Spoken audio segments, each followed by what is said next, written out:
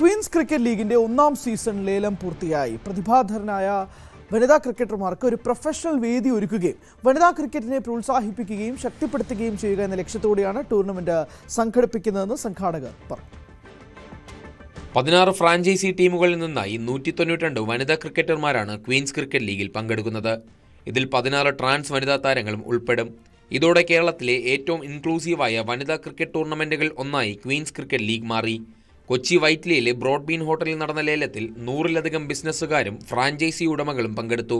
പ്രമുഖ സിനിമാ താരങ്ങളായ സുധി കോപ്പ, അർജുൻ രാധാകൃഷ്ണൻ, സേതുലക്ഷ്മി എന്നിവർ പ്രത്യേക അതിഥികളായി. യെല്ലോ ക്ലൗഡിന്റെ ചെയർമാനും സ്ഥാപക ഡയറക്ടറുമായ ശിവപ്രസാദാണ് ക്വീൻസ് ക്രിക്കറ്റ് ലീഗിന്റെ title sponsor. Queens Cricket League എന്ന് പറയുന്നത് ബേസിക്കലി കേരളത്തിലെ പല മേഖലകളിലുള്ള ലേഡി ക്രിക്കറ്റേഴ്സിന് വേണ്ടിയിട്ടുള്ള ഒരു ഫ്രാഞ്ചൈസി ബേസ്ഡ് ക്രിക്കറ്റ് ലീഗാണ്. എനിക്ക് തോന്നുന്നു കേരളത്തിൽ ഇങ്ങനെ ഒരു സംഭവം ആദ്യമായിട്ടാണ് നടക്കുന്നത്. സോ അതിൻ്റെ പിന്നിൽ പ്രവർത്തിക്കുന്നവരാണ് ഈ ക്വീൻസ് ക്രിക്കറ്റ് ലീഗിൽ രണ്ടുപേരും. യെല്ലോ ക്ലൗഡ് ഇതിൻ്റെ ടൈറ്റിൽ സ്പോൺസറാണ്. സോ എന്നോട് ആദ്യമായിട്ട് വന്ന് പറഞ്ഞപ്പോൾ ഇങ്ങനെ ഒരു ഉദ്യമത്തിനെ ഞാൻ പ്രോത്സാഹിപ്പിക്കുകയോ ചെയ്തത്.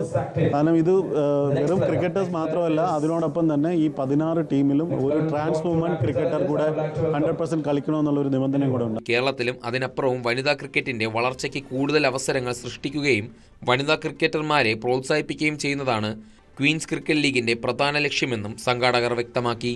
ന്യൂസ് 18 കൊച്ചി. കൂടുതൽ വാർത്തകൾക്ക് news 18 Keralam YouTube channel subscribe ചെയ്യുക.